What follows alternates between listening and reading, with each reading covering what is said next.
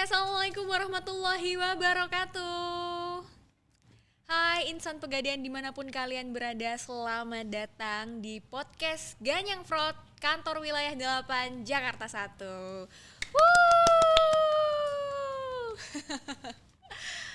Oke insan-insan Pegadaian, kali ini kita tentu saja akan membawakan tema yang gak kalah menarik dari tema-tema sebelumnya. Gak kerasa nih udah memasuki episode ke-7. Wah, sudah 6 episode kita lewatin, bukan? Keren banget memang. Dan ini tentu saja berkat dukungan dari departemen-departemen di kantor wilayah 8 Jakarta 1 yang luar biasa. Siap. Dan podcast hari ini tentu saja untuk meningkatkan awareness, patuh SOP, serta mencegah terjadinya fraud yang ada di kantor wilayah 8 Jakarta 1.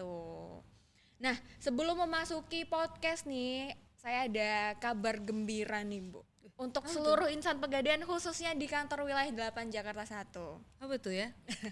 Kantor wilayah 8 Jakarta 1 ini baru saja mendapatkan sertifikasi Business Continuity Management ISO 22301 2019. Wah, aplaus luar biasa. Memang keren banget nih kantor wilayah 8 Jakarta 1. Dan perkenalkan, saya Yasmin Ambar Pratiwi. Di sini saya tidak sendiri. Di sebelah saya ini sudah ada narasumber tercantik ya, boleh kita bilang gitu ya. Ada Ibu Sintarini Kusmini, Kepala Departemen Keuangan Kantor Wilayah 8 Jakarta 1. Halo. Selamat datang Ibu. Selamat datang Mbak Yasmin. Terima Bagaimana kasih. kabarnya Ibu? Baik, alhamdulillah sehat luar biasa. Alhamdulillah, luar biasa ya Ibu. Terima kasih loh sudah berkenan menjadi tamu kehormatan podcast Kanwil 8 Jakarta 1. Iya, terima kasih juga ya sudah diundang, sudah diberikan kesempatan ya buat kita ngobrol-ngobrol ya. Ya siap, mohon ilmunya ya Bu ya. Ya, nanti kita sharing-sharing ya. Siap. Sip. Nah, rekan-rekan insan Pegadaian, untuk podcast hari ini kita ada tema yang spesial nih, yaitu hedonmu harimaumu. Waduh, apa sih sebenarnya hedonmu harimaumu itu? Tekan hedonmu, bijak kelola keuangan. Boleh dong saya kasih refresh sedikit nih for your information. Hedon sendiri berasal dari kata hedonisme, yang asal katanya ini dari istilah bahasa Yunani Bu, di mana hedonisme ini berarti kesenangan, kepuasan, dan berfoya-foya. Wah, ternyata itu ya ada korelasinya ya Bu ya. Seringkali dihubungkan dengan sifat-sifat yang keborosan, berlebih-lebihan, dan kepuasan tanpa batas. Nah, makin penasaran kan rekan-rekan insan Pegadaian terkait pembahasan tema kita pada hari ini.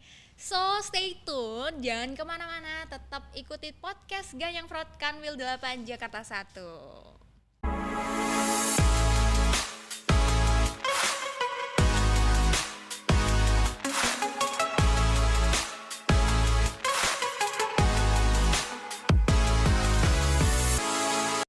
Oke insan Pegadaian, Bu Sinta ini merupakan sosok pemimpin hebat yang tentu saja banyak banget nih fansnya di Kanwil 8 Jakarta 1. Dan FYI, Bu Sinta ini di Kanwil 8 Jakarta 1 sering banget dipanggil sebagai Menteri Keuangannya Kanwil 8.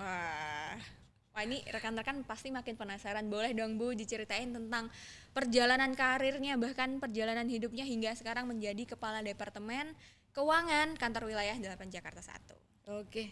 Terima kasih Mbak Yasmin. Teman-teman juga yang menyaksikan ya channel ini. Memang apa ya, saya itu alhamdulillah sudah bekerja di Pegadaian kurang lebih 25 tahun. Wow, 25 tahun seumuran. ya. Beda 2 tahun kita berarti ya. Jadi 25 tahun saya sudah pernah bekerja di cabang. Saya sudah pernah bekerja di area, di kantor pusat dan di Kanwil. Dan memang perjalanan hidup saya itu saya pikir-pikir gitu terlalu bersinggungan dengan angka. Jadi angka rupiah maupun angka secara real gitu ya. Jadi mungkin sesuai dengan passion saya juga gitu terhadap angka itu, terutama bernilai rupiah itu ya. Cuan ya, sama ya mungkin di mana-mana. Nggak ada yang nggak suka uang ya, tetap ya semuanya suka. Jadi Jadi perjalanan ke sana kemari dari mulai di operasional, di supporting bisnis, saya juga pernah di kantor pusat sampai terakhir berlabuh di Departemen Keuangan. Jadi kebetulan di kami itu yang mengatur, memonitor tentang penggunaan anggaran perusahaan kita, bagaimana kita mendapatkan pendapatan ya untuk perusahaan kita agar tetap beroperasi gitu sih. Jadi ya alhamdulillah sesuai passion dan memang Tuhan kasih jalan saya untuk bekerja yang selalu berhubungan dengan angka. Wah. Gitu. Wah, berarti udah the master of finance and accounting Wah. nih. Enggak, belum sampai level itu. Oh ya, semoga lah Bu Semoga ya, kan. tetap semangat belajar. Siap. Panutan memang Bu Sinta ini. Terima kasih Mbak Yasin. Oke Bu, mengusung tema kita ya Bu ya. Boleh dong saya masuk langsung ke tema kita? Boleh, ya oke. Nah, mengusung tema kita nih rekan-rekan Insan Pegadaian terkait dengan hedonmu harimaumu. Tekan hedonmu, bijak kelola keuangan. Nih, pasti rekan-rekan Insan Pegadaian juga penasaran. Bagaimana sih Bu cara kita untuk dapat mengelola keuangan dengan baik dan seberapa manfaatkah Bu itu pengelolaan keuangan bagi kita? Baik Mbak Yasmin, pengelolaan keuangan itu sebenarnya sangat penting ya menurut saya. Dan itu sebenarnya utamanya kita berkehidupan ya. Artinya semua dibiayai oleh uang ya. Semua dibiayai uang dari mulai kita bangun tidur sampai tidur. Dari mulai kita kecil sampai kita nanti tua gitu ya. Itu sebenarnya pokok utamanya adalah semua jawaban itu sebenarnya ada di diri kita. Kita yang harus tahu berapa pendapatan kita setiap bulannya, bagaimana berapa sih kebutuhan yang harus kita penuhi. Itu menjadi kunci dari semuanya. Jadi kalau kita sudah sadar berapa pendapatan yang kita terima, berapa kebutuhan yang harus kita bayar, insya Allah semua akan berjalan dengan baik gitu. Kalau menurut saya seperti itu.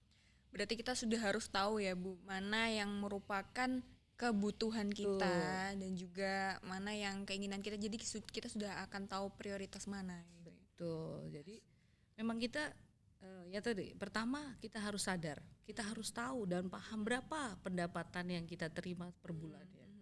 Dari situ muncullah kebutuhan. Kita dari kebutuhan itu bisa melakukan skala prioritas. Apa-apa aja sih yang duluan harus kita bayar. Jadi ada teori di luar juga tentang pemenuhan kebutuhan ya. 40, 30, 20, 10. Wah, bagaimana itu Bu maksudnya? Nah, itu ya. Mungkin teman-teman lebih jago tahu tentang itu, tapi saya reminding ya. Oke, siap Bu. Jadi, kalau 40% itu kebutuhan kita itu untuk memenuhi kebutuhan hidup sehari-hari. Oke. 30% itu dari total pendapatan kita itu untuk memenuhi hutang yang kita miliki. Ya. 20% itu untuk apa? Untuk investasi. Yang 10% apa? Untuk kita bersedekah, bersosial, melakukan kegiatan sosial. Bentuknya macam-macam. Gitu. Nah, dari dua kebutuhan dan keinginan yang harus kita penuhi, bukan harus kita penuhi, maksudnya yang kita miliki dalam setiap pribadi. Iya.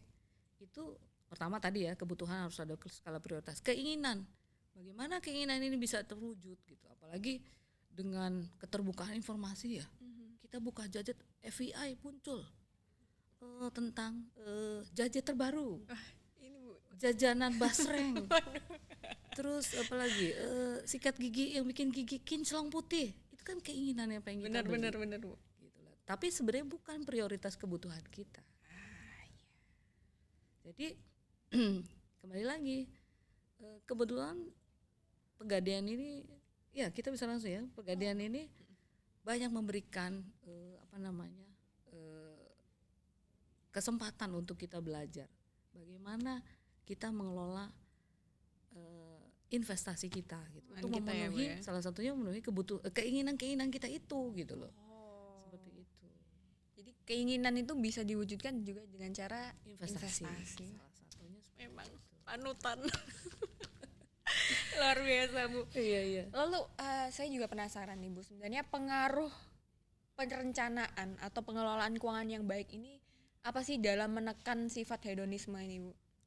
ya itulah kembali lagi ke personalnya ya kalau kayak gitu. Iya, iya. Artinya kembali lagi perusahaan selalu mengingatkan kepada kita, mungkin juga informasi-informasi di luar bagaimana kita mengelola ya itu tadi kebutuhan kita itu ada prioritasnya gitu. Jadi kembali ke diri sendiri itu berpikir gitu ke dalam apa sih sebenarnya yang mau saya capai duluan, kebutuhan apa yang harus saya penuhi pertama, kedua dan ketiga seterusnya seperti itu. Jadi dari diri sendiri yang menentukan bagaimana kebutuhan-kebutuhan itu dapat ditutupin gitu. Jadi setelah diri sendiri ini sudah aware ya Bu ya, sudah sadar atas kebutuhan apa saja yang dipenuhi, maka itu dapat menekan ya Bu ya sifat-sifat keborosan dan lain-lainnya. Seharusnya itu sadar diri, Sadar diri ya, benar. sadar diri, sadar. Apalagi kalau ngelihat rekening bank itu paling harusnya lebih sadar langsung gitu. Langsung kelihatan, oh segini ya ternyata kemampuan saya ya Bu. Nah, harusnya seperti itu ya. Siap Bu.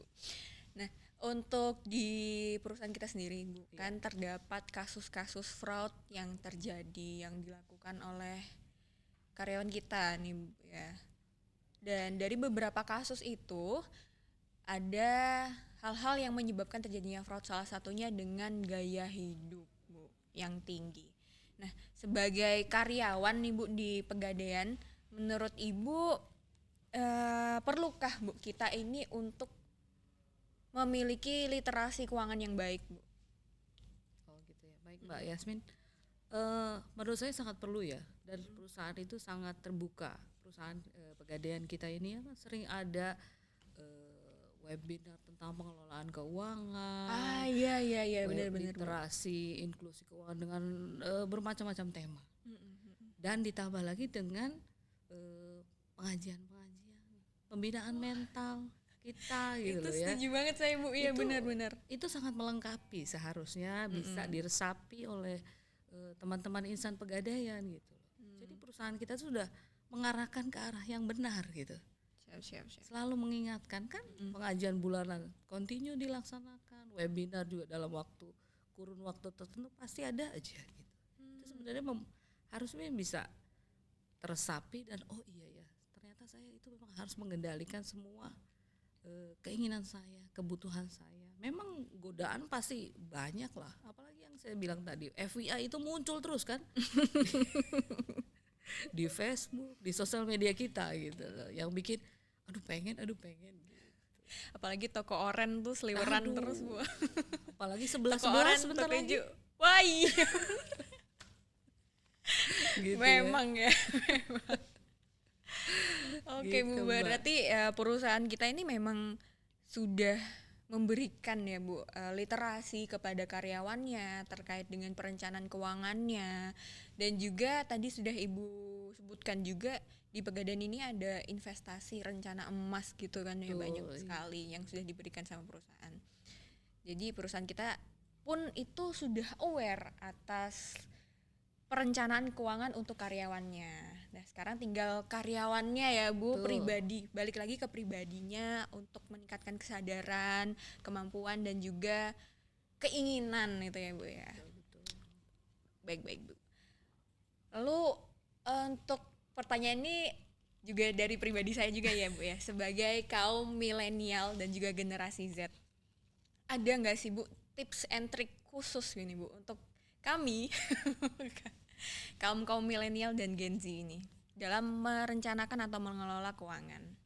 Baik, gini Mbak Yasmin, sebenarnya mungkin Gen Z ini adalah Gen Z maupun milenial ya, adalah generasi yang sangat melek teknologi ya. Benar Bu.